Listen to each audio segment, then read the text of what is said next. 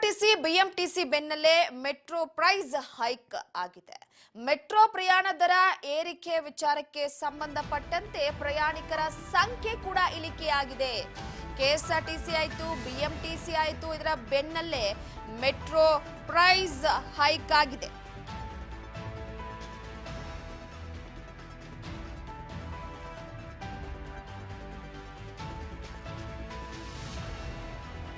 ಜನರ ಜೇಬು ಸುಡ್ತಾ ಇದೆ ನಮ್ಮ ಮೆಟ್ರೋ ಪ್ರಯಾಣ ದರ.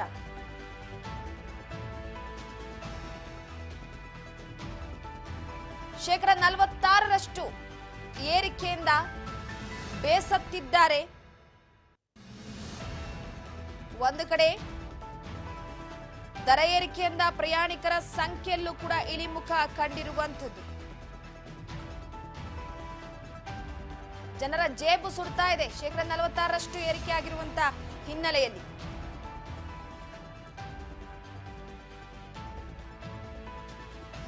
ನಮ್ಮ ಮೆಟ್ರೋ ಟಿಕೆಟ್ ದರಗಳು ದ್ವಿಗುಣವಾಗಿ ಏರಿಕೆ ಹೊಂದಿದೆ. ಪ್ರಯಾಣಿಕರಿಗೆ 10 ಕಿಲೋಮೀಟರ್ ಇಂದ 15 ಕಿಲೋಮೀಟರ್ ದೂರದ ಪ್ರಯಾಣಕ್ಕೆ ಮೊದಲು 25 ರೂಪಾಯಿ ಕೊಡ್ತಾ ಇದ್ರು, ಈಗ 55 ರೂಪಾಯಿ ನೀಡಬೇಕಾಗಿದೆ. ಇದು ಅಗತ್ಯ ವಸ್ತುಗಳ ಬೆಲೆ ಏರಿಕೆಯಂತೆ ಗ್ರಾಹಕರ ಮೇಲೆ ಮತ್ತೆ ಹೊರೆಯಾಗಿದೆ.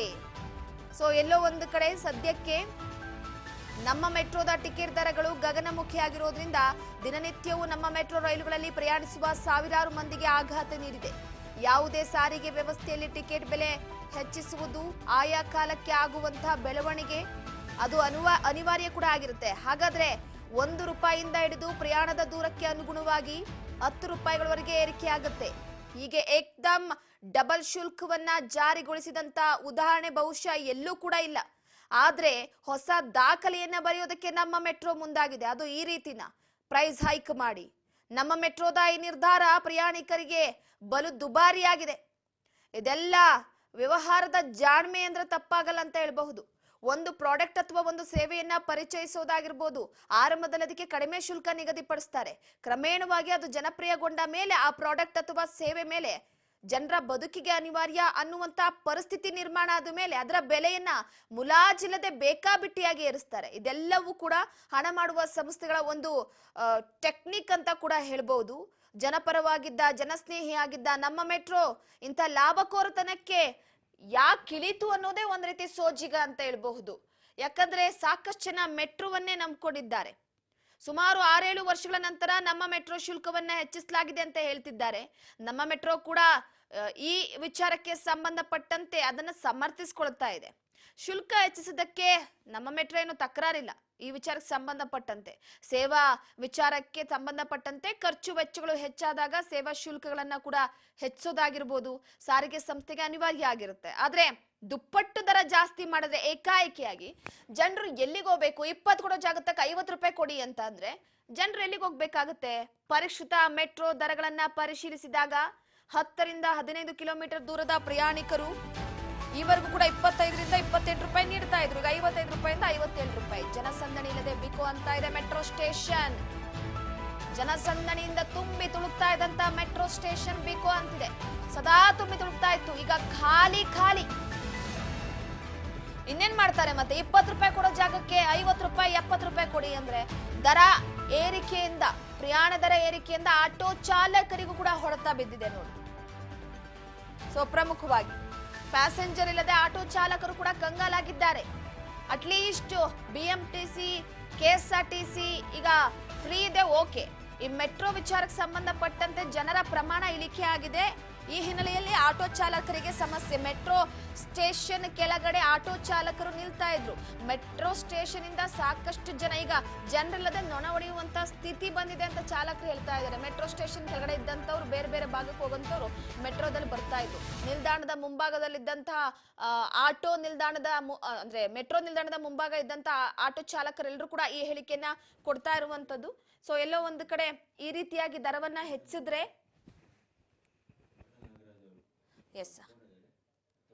ಕನ್ನಡ ಪರ ಹೋರಾಟಗಾರರಾದಂತ ವಾಟಾಳ್ ನಾಗರಾಜ್ ಅವರು ನಮ್ಮೊಟ್ಟಿಗೆ ಸಂಪರ್ಕದಲ್ಲಿದ್ದಾರೆ. ಸರ್ ನಮಸ್ತೆ. ಸರ್ ಕೇಳಿಸ್ತಿದ್ಯಾ? ನಮಸ್ತೆ.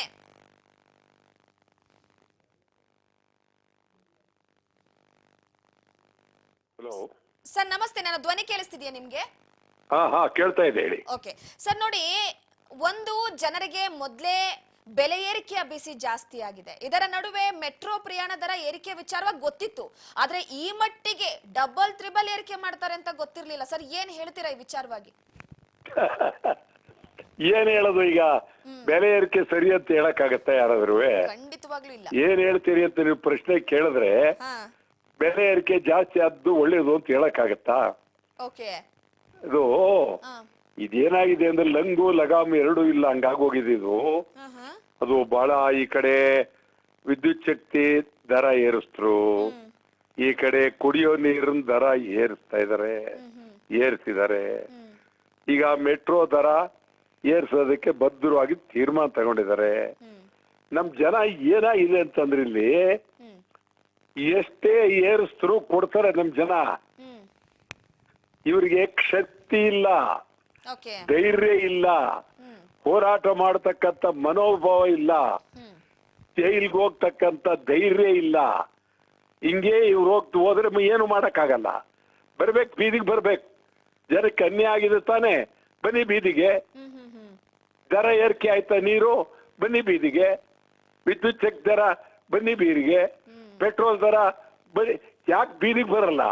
ನೀವು ಗಂಭೀರವಾಗಿ ಬಿಲ್ ಕಟ್ಕೊಂಡಿರೋದ್ರಿಂದ ಏನು ತೊಂದರೆ ಇಲ್ಲ ಅಂತ ನೀವಿದ್ದೀರಿ. ನಾವು ನಿರಂತರವಾಗಿ ನಾವು ಹೋರಾಟ ಮಾಡ್ತೀವಿ. ಬರ್ಬೇಕು ನೀವು ಬೀದಿಗೆ. ಬೀದಿಗೆ ಬಂದ್ರೆ ಜನ ಬೀದಿಗೆ ಬಂದ್ರೆ ಈ ರೇಟ್ಗಳು ದರ ಏರಿಕೆ ಇದೆಲ್ಲ ಓಡೋಗುತ್ತೆ. ಜನ ಬೀದಿಗೆ ಬರೋದು ಒಂದೇ ಈಗ ಬೇಕಾಗಿರೋದು. ಜನಕ್ಕೆ ಧೈರ್ಯ ಇದೆಯಾ, ಶಕ್ತಿ ಇದೆಯಾ, ಬರ್ಬೇಕು ಅಂತ ಚಿಂತನೆ ಇದೆಯಾ? ಜನ ಬೀದಿಗೆ ಬರ್ಬೇಕು, ದಂಗೆ ಹೇಳ್ಬೇಕು ಜನ. ಆವಾಗ್ಲೇ ಇವೆಲ್ಲವೂ ಎದುರ್ತಾರೆ, ದರ ಏರಿಕೆ ಎದುರಿಸ್ತಾರೆ. BTS ದರನು ಅದು ಸಾರಿಗೆ ದರನು ಏರಿಸ್ಬಿಟ್ರು ಸಿಕ್ಕಾಪಟ್ಟೆ. ಕೇಳೋರಿಲ್ಲ, ಹೇಳೋರಿಲ್ಲ.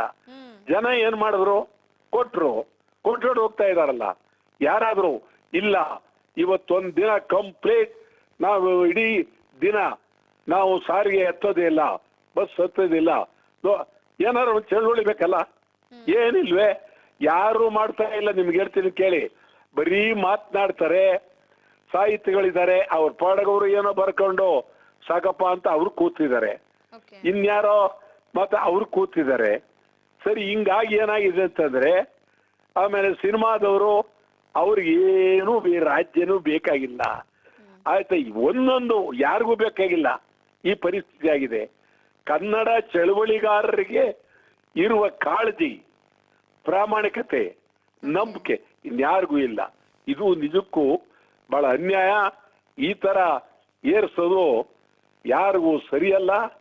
ಸರ್ಕಾರ ಅದಕ್ಕೆ ಉತ್ತರ ಕೊಡ್ಬೋದು, ಆದ್ರೆ ಗೌರವ ಅಲ್ಲ ಇದು. ಎಲ್ಲಿದೆ ಜನಗಳ ಹತ್ರ ದುಡ್ಡು? ನೀವು ಕೊಡೋ ದುಡ್ಡೆಲ್ಲ, ಕೊಡೋ ಸಂಬಳ ಎಲ್ಲ ಅವ್ರಿಗೆ ಕೊಟ್ಬಿಡ್ತಾರಲ್ಲ. ಏನ್ ಮಾಡ್ಬೇಕು? ಅಯ್ಯಯ್ಯ ಮಾಡಿ ತಪ್ಪದ. ನಾ ಹೇಳ್ತಾ ಇಲ್ಲ ನಿಮ್ಗೆ. ಬರ್ಲಿ ಜನಕ್ಕೆ, ಇವ್ರಿಗೆ ಧೈರ್ಯವಾಗಿ. ಧೈರ್ಯನೇ ಇಲ್ಲ ಮೂದೇವ್ಗಳಿಗೆ. ಧೈರ್ಯ ನಡೀರಿ, ನುಗ್ತೀವಿ ಅಂತ ಯಾವನಾರು ಒಬ್ಬ ಇಲ್ಲಪ್ಪ ನಮ್ಗೆ ಹಾಕ್ಬೇಕು ಹೊಟ್ಟೋಗೋಣ, ಅಯ್ಯಯ್ಯೋ ನಮ್ಗೆ ಹಾಕ್ಬೇಕು, ಹೆಂಡತಿ ಮಕ್ಕಳು ಹೊಟ್ಟೋಗೋಣ, ನಮ್ಗೆ ಹಾಕ್ಬೇಕು ಕಾಲೇಜು ಹೊಟ್ಟೋಗೋಣ, ನಮ್ಗೆ ಹಾಕ್ಬೇಕು ಸರ್ಕಾರಿ ಕೆಲಸ ಹೊಟ್ಟೋಗೋಣ, 6:30 ಗಂಟೆ ಆಯ್ತು ಈರುಳ್ಳಿ ತಕೊಂಡ್ ಮನೆಗೆ ಹೊಟ್ಟೋಗೋಣ, ಆರಾಮಾಗಿ ಮಲಿಕೋಣ, 8 ಗಂಟೆ ಆಯ್ತು ಹೆಂಡತಿ ಬರ್ತಾಳೆ ಮಾತಾಕೊಂಡು ಇದ್ಬೋಣ, 10 ಗಂಟೆ ಆಯ್ತು ಅಪ್ಪ ಬರ್ತಾನೆ ಕಳಿಸ. ಈ ತರ ಇದರ ಹೊರ್ತು ರಾಜ್ಯಕ್ಕಾಗಿ ಜನಕ್ಕಾಗಿ ಈ ತರ ಪ್ರತಿಭಟನೆ ಮಾಡ್ತಕ್ಕಂತ ಜನ ಕಡಿಮೆ ಆಗ್ತಾ ಇದ್ದಾರೆ, ಶಕ್ತಿ ಕಡಿಮೆ ಆಗ್ತಾ ಇದೆ. ಯಾರಿಗೂ ಇದಿಲ್ಲ. ನಾನ್ ನಿಮ್ಗೆ ಹೇಳ್ತೀನಿ, ನಾನು ಈ ತರ ಎಂದೂ ನೋಡಿರಲಿಲ್ಲ. ಹೋರಾಟ ಅಂದ್ರೆ ಏನೆಲ್ಲ ನಡೆದೋಯ್ತು ಬೆಂಗಳೂರಲ್ಲಿ. ವಿದ್ಯಾರ್ಥಿ ಚಳವಳಿ ನಡೀತು, ಕಾರ್ಮಿಕ ಚಳವಳಿ ನಡೀತು, ಕನ್ನಡ ಚಳವಳಿ ನಡೀತು.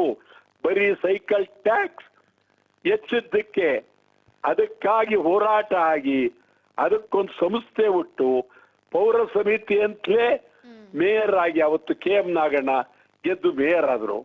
ಆ ತರದ್ದು ಒಂದು ಚಳವಳಿ, ಕನ್ನಡ ಚಳವಳಿ ಬೆಂಗಳೂರಲ್ಲಿ ನಡೀತು. ಅಂತ ಚಳವಳಿ ಎಲ್ಲೂ ನಡೀಲಿಲ್ಲ. ಮಾಧ್ಯಮದವರು ಅಷ್ಟೇ, ಅವರು ಏನೇನೋ ಮಾಡ್ಕೊಂಡು ಒಂಥರ ಮ್ಯಾಜಿಕ್ ನಲ್ಲಿ ಹೋಗ್ತಾರೆ ಮಾಧ್ಯಮದವ್ರು. ಆ ಕಾಲದಲ್ಲಿ ಇದ್ದ ಮಾಧ್ಯಮದವರು, ಆ ಕಾಲದಿದ್ದಂತ ಪತ್ರಕರ್ತರು, ಅವರ ಸೇವೆ, ಅವರ ಹೋರಾಟ ಅವರ ಮನೋಭಾವನೆ ಇವತ್ತು ಯಾರಿಗೂ ಇಲ್ಲ.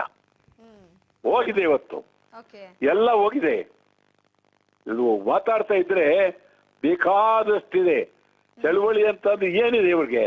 ಒಂದು ಅಧಿಕಾರ ಸಿಕ್ಕದ್ ಸಾಕು, ಒಬ್ಬ MLA ಇಂದ್ರೆ ಹೋದ್ರೆ ಸಾಕು, ಒಂದು ಮೆಂಬರ್ಶಿಪ್ ಸಿಕ್ಕದ್ ಸಾಕು, ಒಂದು ಕೆಲಸ ಸಿಕ್ಕದ್ ಸಾಕು, ಒಂದು ಇದು ಸಿಕ್ಬಿಟ್ಟು ಬರೀ ಇದೆ. ಒಂದು ರೋಡ್ ಕೆಲಸ, ಒಂದು ರಸ್ತೆ ಕೆಲಸ, ಒಂದು ಕೆರೆ ಕೆಲಸ, ಒಂದು ದುಡ್ಡು ಬಂದ್ರೆ ಸಾಕು, ಈ ತರ ಇದರ ಹೊರತು ಯಾರು ಕೆಲಸ ಮಾಡ್ತಾ ಇಲ್ಲ. ಯಾರಿಗೂ ಈ ಅನ್ಯಾಯ ಆಗಿದೆ ಅಂತೇಳಿ ಬೀದಿಗೆ ಬಂದು ಕೂಗುವ ಧೈರ್ಯ, ನಾಲಿಗೆ, ಬಾಯಿ, ಧ್ವನಿ ಯಾರಿಗೂ ಇಲ್ಲ. ಇದು ನನಗಂತೂ, ನಾನು ಯಾವ ಆಸೆ ಆಶೋತ್ತರಗಳು ಇಟ್ಕೊಳ್ಳದೆ ಹೋರಾಟವೇ ದೊಡ್ಡ ಶಕ್ತಿ ಅಂತೇಳಿ ಹೋರಾಟ ಮಾಡಿದ್ದೀವಿ. ಇವತ್ತಿದು ಈ ವ್ಯವಸ್ಥೆ ಇದೊಂಥರ ಬೆಲೆ ಏರಿಕೆ ವ್ಯವಸ್ಥೆ ಆಗಿದೆ. ಇದನ್ನ ಜನಕ್ಕೆ ಮತ್ತೆ ಹೇಳ್ತೀನಿ, ನಿಮಗೆ ತಾಕತ್ತಿದ್ಯಾ ಬನ್ನಿ ಬೀದಿಗೆ, ನಿಮಗೆ ಅನ್ಯಾಯ ಆಗಿದೆಯಾ ಬನ್ನಿ ಬೀದಿಗೆ, ನಾನಿರ್ತೀನಿ ನಿಮ್ ಜೊತೆಲಿ, ಬನ್ನಿ ನೋಡೋಣ ಎಷ್ಟು ಜನ. ಜೈಲ್ಗೆ ಹೋಗೋಣ ಬನ್ನಿ ಜೈಲ್ಗೆ. ಏನು ಎಲ್ಲಿದೆ ಹೇಳಿ? ಆ ಪರಿಸ್ಥಿತಿ ನಿರ್ಮಾಣ ಆಗೋಗಿದೆ. Okay sir, okay, thank you sir, thank you ಮಾತನಾಡಿದ್ದಕ್ಕೆ. ನೋಡಿ, ಒಂದು ಹೋರಾಟದ ಮುಖಾಂತರವೇ ಕನ್ನಡ ನಾಡಿನ ನೆಲ, ಜಲ, ಭಾಷೆ, ಕನ್ನಡ ಜನ ಅಂತ ಬಂದ್ರೆ ಮೊದಲು ಹೋರಾಟದಲ್ಲಿ ನಿಲ್ಲುವಂತಹ ನಾಯಕ ವಾಟಾಳ್ ನಾಗರಾಜ್ ಅವರು. ಸೊ ಒಂದ್ ಹೇಳ್ಬೇಕು ಅಂತಂದ್ರೆ, ಇದು ಮೆಟ್ರೋದ ವ್ಯಾವಹಾರಿಕ